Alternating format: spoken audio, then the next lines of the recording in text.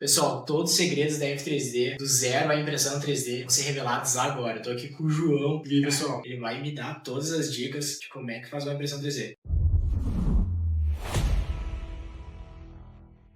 Primeira coisa, João, tô aqui com o Orca Slicer aberto. Tu me falou que diversas opções que nós temos de fatiadores, e tu me disse que essa não era a opção. Primeira coisa, por que o Orca Slicer? Bom, pessoal, o Orca Slicer é o software mais otimizado que a gente tem no mercado, principalmente em questão de suportes, né? Os suportes do Orca é uma maravilha. E dentro do Orca Slicer a gente encontra presets para quase todas as máquinas que a gente tem no mercado, né? As mais atuais, como FlashForge, tudo do Japão tem um perfil pré-pronto aqui para conseguir trabalhar com a máquina logo de cara. Cara, eu tava vendo aqui, tem diversas impressoras realmente, é que nós escolhemos para fazer esse vídeo, é a FlashForge 5M já tá selecionada, né? Bico 04. Bico 04 é o padrão que já vem com a FlashForge, né? Exato, é o que já vem com a máquina selecionada. Tem a versão da 5M Pro que vem também de 06, mas no nosso caso, vamos selecionar o bico 04 aqui e clicar em confirmar. A máquina já está cadastrada. Eu vi que começa aqui com o FlashForge Generic PLA. Tu diz aí o que eu tenho que fazer para conseguir usar o PLA da F3D. O que a gente vai fazer então? A gente vai abrir aqui a configuração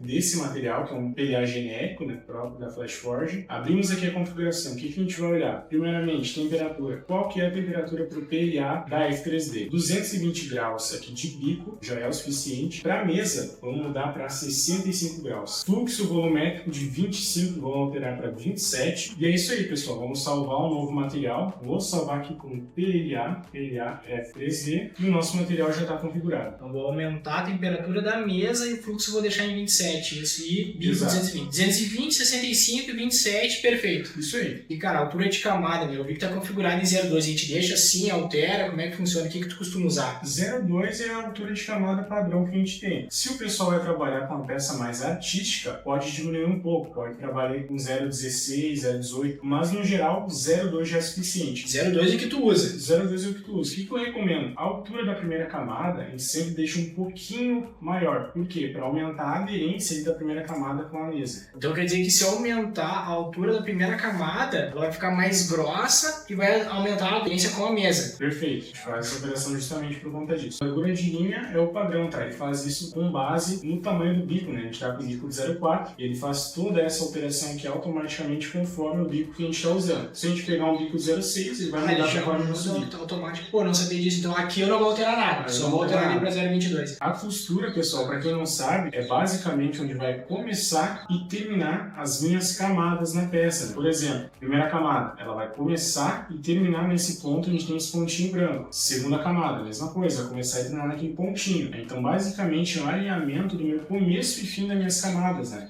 E tem vários modos, tem o alinhado aqui, aleatório e atrás. O que a gente sempre usa é o alinhado, porque ele vai tentar pegar a extremidade mais acentuada da tua peça. Como por exemplo nesse cubo ele pegou uma das arestas aqui, né? Então vai ficar menos visível depois de impresso. Na maioria das vezes eu uso alinhado. Algumas peças, né, mais artísticas que eu mudo de alinhado para trás, ficando menos evidente ali na parte da frente, que é quando a pessoa tem o primeiro contato com a peça. Mas vamos deixar no alinhado aí, né? Vamos deixar no alinhado. Padrão. Beleza. Então, costura aqui tu não vai mexer em nada por padrão, a gente já parte para a parte de resistência. Cara, perímetro, cara. Mais perímetro, menos perímetro. O que é o perímetro? O perímetro, ele diz respeito basicamente aos nossos contornos aqui das nossas peças, tá? Como a gente pode ver aqui no fatiamento, ó, a nossa peça está configurada para ter dois perímetros. Esse laranja é o perímetro externo e esse amarelo é o nosso perímetro interno. Qual que é o padrão? O padrão é 2, mas eu, por exemplo, uso sempre 3 para garantir que minha peça vai ficar um pouco mais resistente, né? Porque às vezes tu pega uma peça ali com dois perímetros na mão e tu sente que ela é um pouco frágil.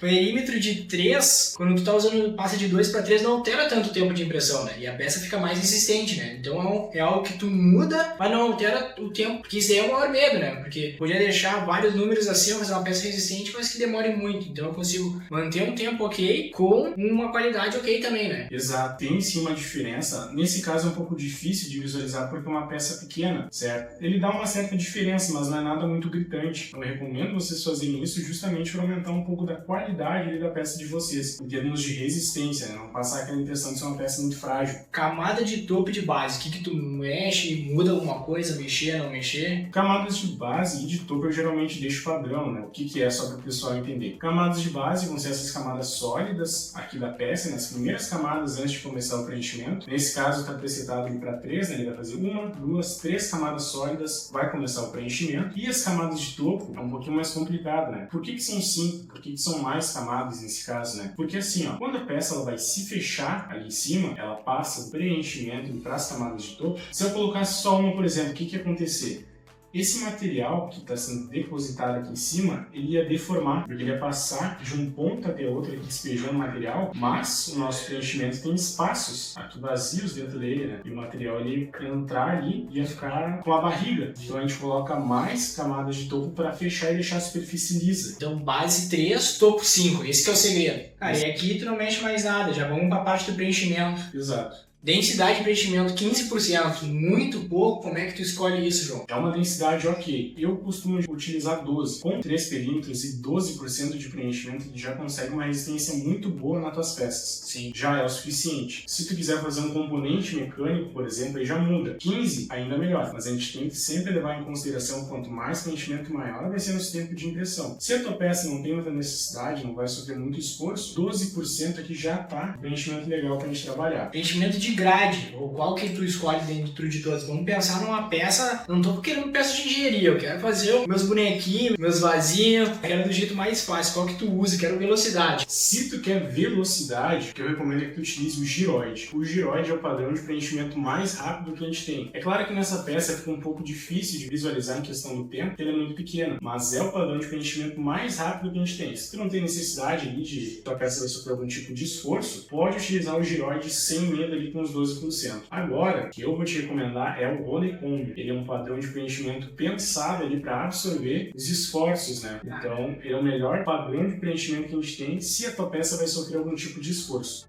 Vamos partir para velocidade também. A gente está falando de uma impressora veloz, né, João? Então a gente pode abusar da velocidade, até porque a impressora é boa e o filamento também é bom, né? Exato, perfeito. E o que a gente vai fazer aqui, pessoal? De começo, velocidade da primeira camada. A gente sempre recomenda que vocês mudem, coloquem um pouco menos, por exemplo, 40 milímetros aqui por segundo de velocidade nas 2 primeiras camadas. Por quê? Isso aí vai garantir melhor a aderência da tua peça com a plataforma. Porque, como o ator falou, são impressoras extremamente velozes, né? Então, se ela não estiver bem aderida à mesa, no meio do processo ela vai descolar e dar um bolo ali na tua impressão. Dessas velocidades aqui, pessoal, o que a gente pode mudar? Primeiro, perímetro externo, 250. É o que eu sempre utilizo. O externo é sempre mais devagar para garantir que o teu acabamento superficial vai estar bonito, vai estar ok, não vai ter nenhum tipo de falha, né? O interno, como não tem essa necessidade, a gente pode tacar uns 350. 350 milímetros ali de velocidade no perímetro interno. Preenchimento, eu gosto de deixar 250. E dessa parte de velocidade também, deslocamento eu deixo sempre em 500, tá?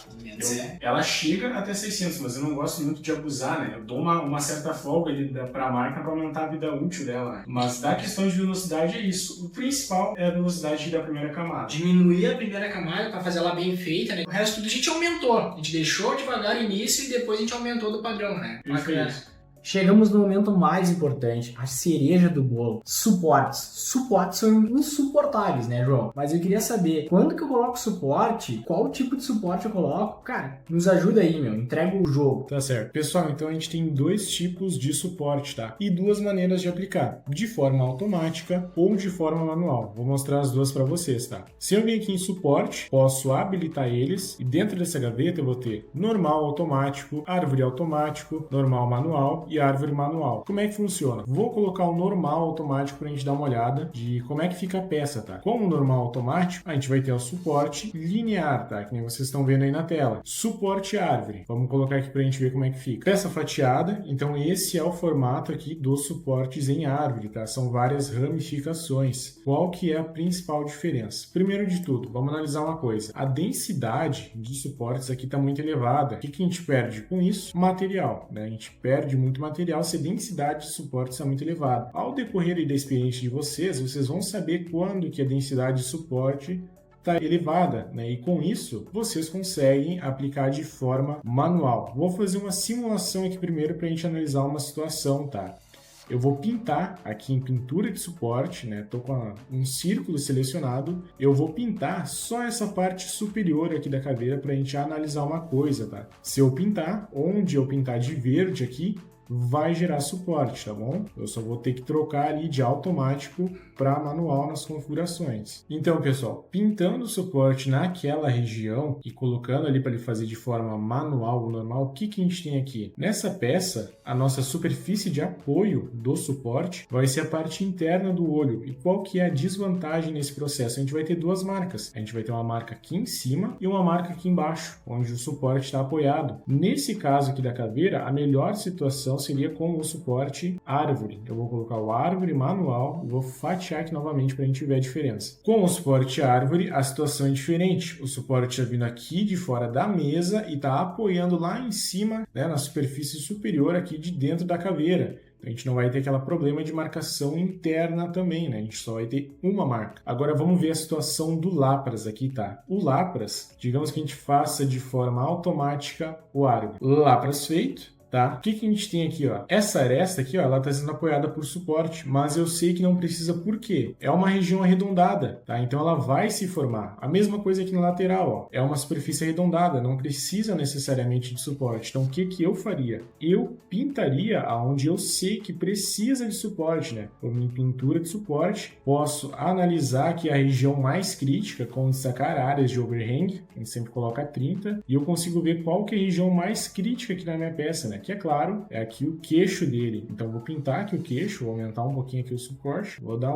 só um toquezinho aqui na boquinha dele e também aqui nas orelhas, ó. Vou pintar um pouquinho aqui nessa orelha e um pouquinho nessa outra orelha. E é isso aí. Nessas regiões, como eu falei, não precisa, porque é uma região arredondada. Então vai se formar perfeitamente. Troquei aqui por árvore manual, tá? E vou fatiar novamente para ver como é que vai ficar. Esse foi o resultado. Ou seja, nosso tempo de impressão é menor e o nosso gasto de material também. Então essas são as principais dicas aí para vocês saírem aplicando suporte nas peças. Tá, João, deixa eu entender uma coisa. O árvore geralmente é escolha. Quase sempre que eu escolher árvore vai ser uma escolha boa. Sim. Na dúvida, vamos de árvore. Na dúvida, vamos de árvore. E de início, o que tu recomenda? Gastar mais material usando automático e depois, quando ver os principais pontos que não precisa, ir pro manual. Se o pessoal não tem muita experiência e ainda está com um pouco de dúvida, é melhor que gaste um pouco mais de material e garanta que a peça se forme, né, do que colocar menos e a peça der errada. Então, se tá no início ali da carreira com impressão 3D, coloca mais suporte só para garantir que a peça vai se formar perfeitamente. Cara, incrível essas dicas. Não tem como não sair imprimindo bem com essas configurações, cara. Principalmente escolhendo um bom filamento, que é o filamento da F3D. Pessoal, ficamos por aqui. Não se esqueça de deixar o like, se inscrever no canal, compartilhar com seus amigos que estão começando a impressão 3D ou que querem melhorar. F3D, materializando ideias desde 2012.